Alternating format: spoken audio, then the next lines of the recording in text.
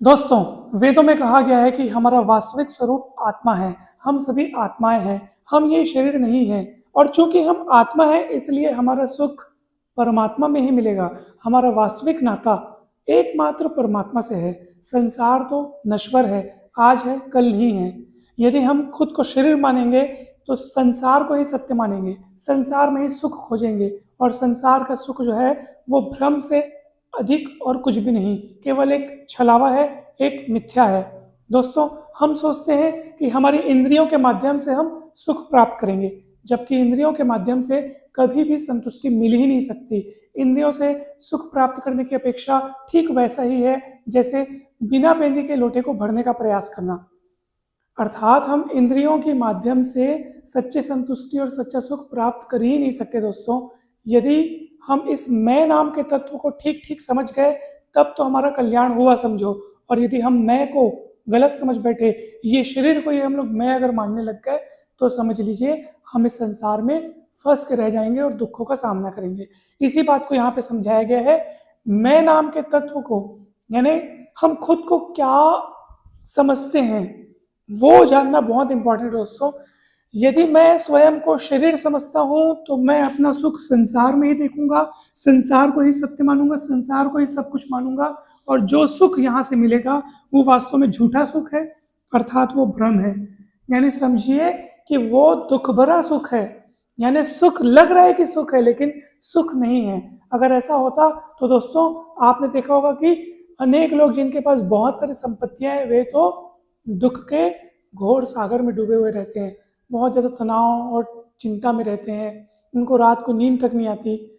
अगर आप ये सोचते हैं कि बहुत सारे पैसे और बहुत सारी प्रसिद्धि और बहुत सारी संपत्तियों में सुख मिल जाएगा, तो इसके एग्जाम्पल आप लोग अपने जीवन में देखे होंगे कि जिन लोगों के पास ये सारी चीज़ें होती हैं उनके जीवन में बहुत सारी परेशानियां होती हैं। अर्थात ये सुख की गारंटी नहीं देते।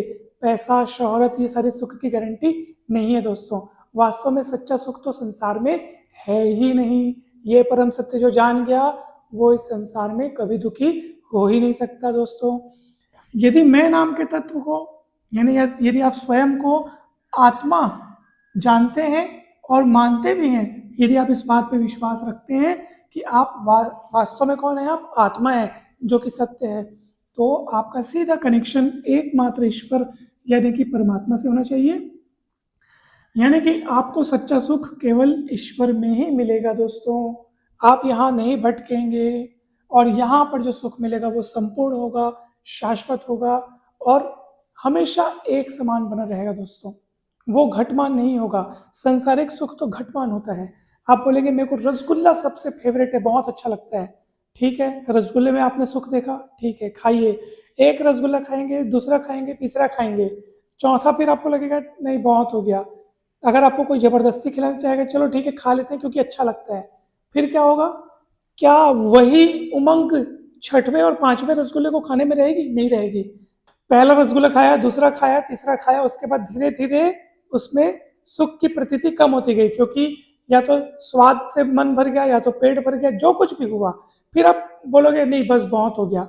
अगर आपको कोई जबरदस्ती मुंह में ठूसे उस रसगुल्ले को तो अब वो आपको तकलीफ देगा। दोस्तों, बताइए, कुछ समय पहले आप उसी में सुख देख रहे थे, अब वही आपको दुख दे रहा है। दोस्तों, संसार की हर चीज, हर वस्तु, हर व्यक्ति, कोई भी संपत्ति, चाहे कुछ भी हो, सबके लिए यही बात सच है कि कोई भी ऐसा सुख आपको संसार में नहीं मिल सकता जिससे आप एक समय बाद उब न जाओ, और उबने के बाद आपको निश्चित रूप से वो दुख देगा। दोस्तों, आप खुद सोच के दिखा दीजिए कोई ऐसा एग्जाम्पल है जो आपको हमेशा एक समान एवर फ्रेश सुख देता हो? क्या कोई ऐसी वस्तु है ही नहीं, हो भी नहीं सकती, क्योंकि हम वास्तव में ये शरीर नहीं है। दोस्तों, तो इस कंसेप्ट को आप हमेशा ध्यान में रखें कि वास्तव में मैं नाम का तत्व आत्मा है जिसका कनेक्शन ईश्वर से है और इसी में संपूर्ण और शाश्वत सुख है। दोस्तों, यदि मैं को शरीर माना तो संसार में फंसा रहा और यहाँ पे केवल दुख के सिवा, मतलब ये नहीं कहा जा रहा है कि दुख है या सुख है, संसार में कुछ नहीं है।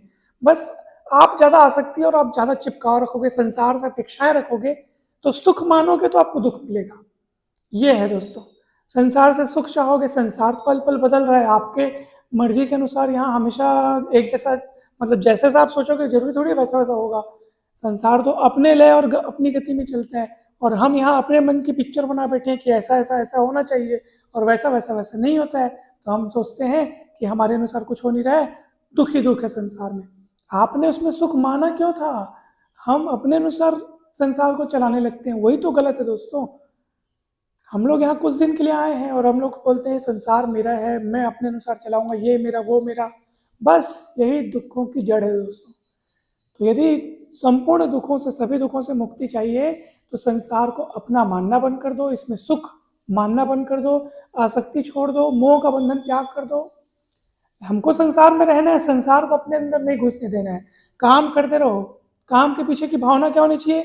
हर कर्म के पीछे की भावना सीधा ईश्वर से जोड़े रखने की होनी चाहिए। हर कर्म ईश्वर को समर्पित कर दो, मानव कल्याण के लिए कर्म करो। इस कर्म करने के पीछे ये भावना हो कि चलो मेरे इस काम से लोगों को मदद मिल रही है। उसके पीछे अहंकार की भावना नहीं, प्रभु के प्रति कृतज्ञता प्रकट करो कि भगवान ने मुझे ये माध्यम चुना है कि मैं उन्हीं की संतानों को मेरे माध्यम से मदद मिल रही है। यानी हम लोगों की लाइफ में कितना अधिक कंट्रीब्यूशन कर पाए, वही सबसे बेस्ट चीज़ है। भगवान के इस संसार में हम अपना क्या योगदान दे रहे हैं, उनकी भक्ति कर रहे हैं, ये इम्पोर्टेंट है दोस्तों। उनकी भक्ति भी करें, हर कर्म को उनको समर्पित करें और हर कर्म को ऐसे करें जैसे वो करवा रहे हैं, बस। फिर आप देखेंगे संसार से कभी जुड़ेंगे नहीं। संसार में रह के भी संसार से हम अनटच रहेंगे, यानी कि संसार को हम अपने अंदर घुसने नहीं देंगे, एकदम रिलैक्स रहेंगे। और कोई भी कर्म का बंधन हमें बांध नहीं पाएगा, क्योंकि हम परिणामों में आसक्ति ही नहीं रखेंगे। कर्म करते जाएंगे, फल की चिंता को छोड़ देंगे, बस प्रभु को समर्पित कर देंगे। बस यही सच्चे सुख की चाबी है दोस्तों।